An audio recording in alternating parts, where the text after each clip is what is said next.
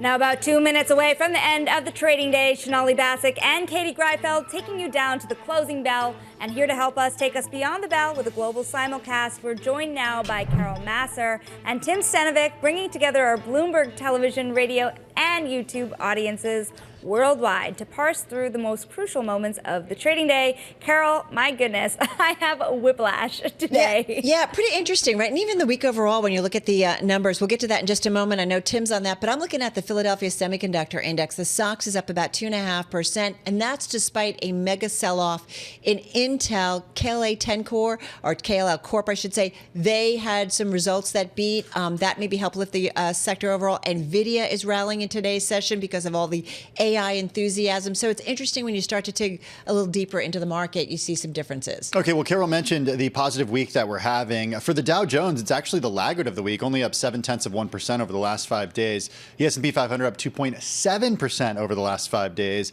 The tech-heavy NASDAQ composite up by 4.3% over the last 5 days. Kind of all thanks to yesterday, I think, and today.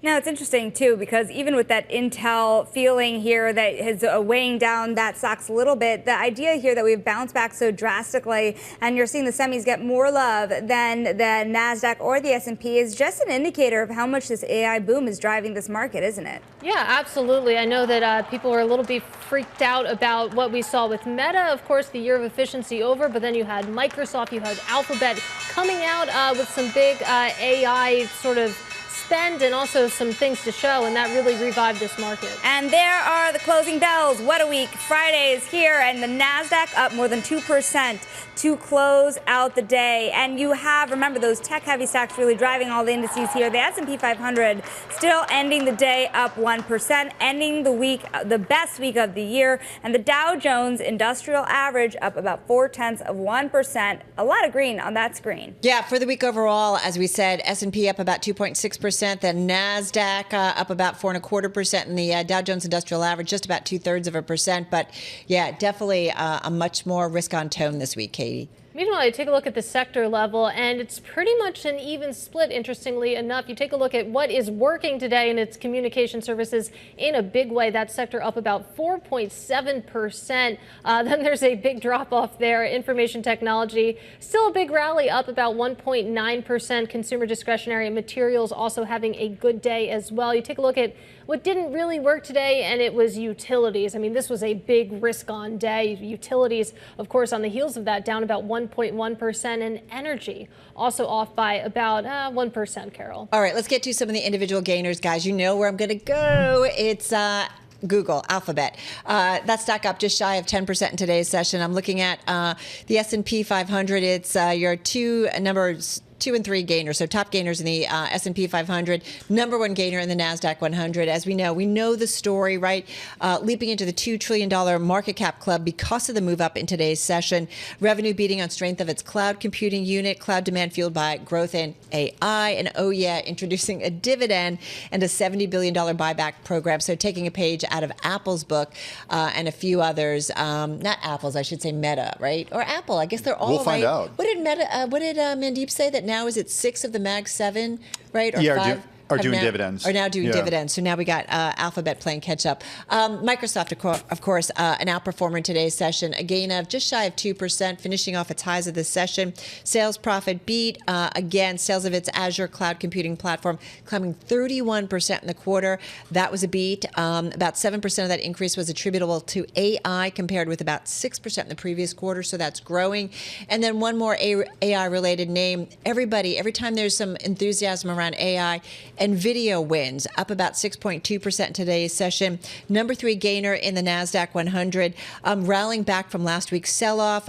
Some of the chips giants' biggest clients doubling down on AI. Stock is up roughly, I think, around 15% this week, so it added a lot to its market value. We know, again, whether it was Alphabet, whether it was Microsoft talking AI, it really helped out this name, which is up almost 80% so far in 2024, Tim. Okay, you got the gainers, Carol. I got the decliners. Not that easy on a day like today, but I do want to start with shares of Intel. Got to go there, tumbling the most in almost 4 years intraday today after it gave a lackluster forecast for the current period. It indicates that it's still struggling to return to the top tier of the chip industry. Shares finishing the day down by 9.2%. It did close off lows, but at one point it was down. It closed off the lows, so down the worst since January, but at one point the worst in almost 4 years. The outlook does signal that the push by Pat Gelsinger to revitalize is going to take more time and money. Also, shares of ExxonMobil plunging the most in more than 6 months. This after higher than expected maintenance costs diminish its oil refining results. Shares falling today, marking the oil giant's worst intraday decline since it announced that $60 billion takeover of Pioneer Natural Resources. That was back in October.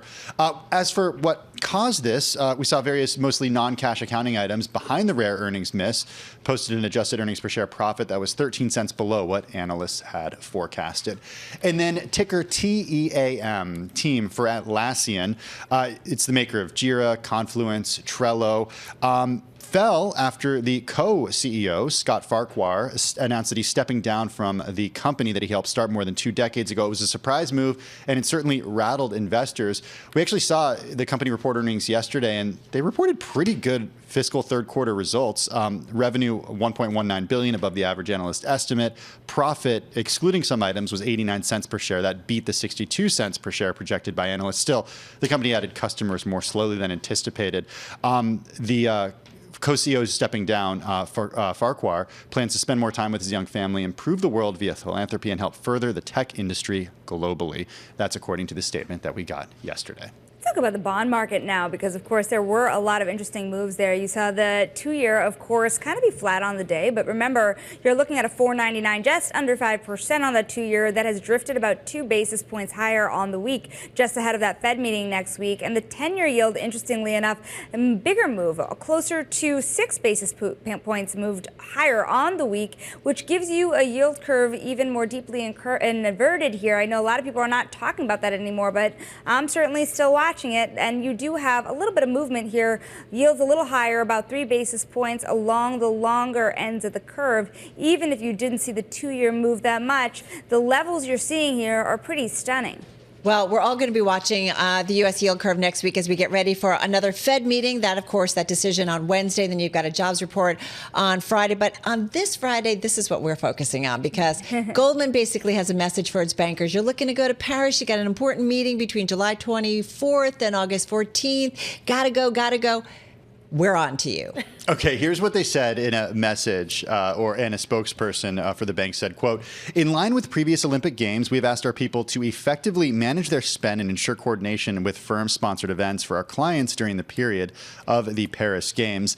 Oftentimes, events like this could be settings for employees to meet with clients, but they also throw opportunities for staff angling for junkets, which banks attuned to keeping a lid on costs. Nobody's ever done that. Wait, I gotta go. There's something important, an important meeting. U.S. Open, anyone? Yeah. Oh, wait. Yeah, people like to go to that. That's work. I mean, you can't blame them for trying. It makes a lot of sense. And I don't know, it makes sense, though, too, why Goldman would want to keep a lid on costs. I actually am going to Paris for the Olympics, and it's going to be a lot of What are you going to money. watch? I'm guessing you're going to watch track and field. That's all I'm going to watch. But it's not like you said to your editors, hey, there's this story I've got to do it in Paris, and it's between this time frame. That's not what happened. A few people in this building have asked me if I'm going for Bloomberg, and sadly the answer is no. I'm just going as a regular old person. No, that's a good thing. Paying my way. Well, you're better off that way, I've got to say. You want to enjoy it while you're there. Not That's have to true. I will feign enjoy it. that you were looking at your emails. You can just be gone, Katie, and we'll enjoy it for you, too. I want to talk about something else. For those who are sticking around that week to be working here, is like there are very expensive coffee makers out there. If you haven't seen it, guys, Whirlpool is actually now looking to diversify even more and sell a $2,000 espresso maker. They're betting that those who are spending a little bit too much money at those high-end coffee shops or even at Starbucks will instead take that $5 and camp it in the bank of buying their new automatic espresso maker. Hey, listen, it's like a little luxury. And, if you're going to do that, you might want to actually put some decaf coffee in there. Everybody makes fun of decaf coffee. Yeah. But Pursuits, our Bloomberg Pursuits team, saying it's becoming the hottest thing in coffee right now. And there's actually a U.S. Brewers Cup, a competition. And for the first time in the competition's 20-year history, a decaf coffee took the title, so don't make fun of it. But one thing you might want to make fun of is Tim, because you got to ask him about his coffee machine. Hey, anytime, I'm a big coffee guy at home. Anytime anyone wants an espresso, you're welcome to swing by. It's a really nice I'll make you machine, one. we hear. Is it decaf?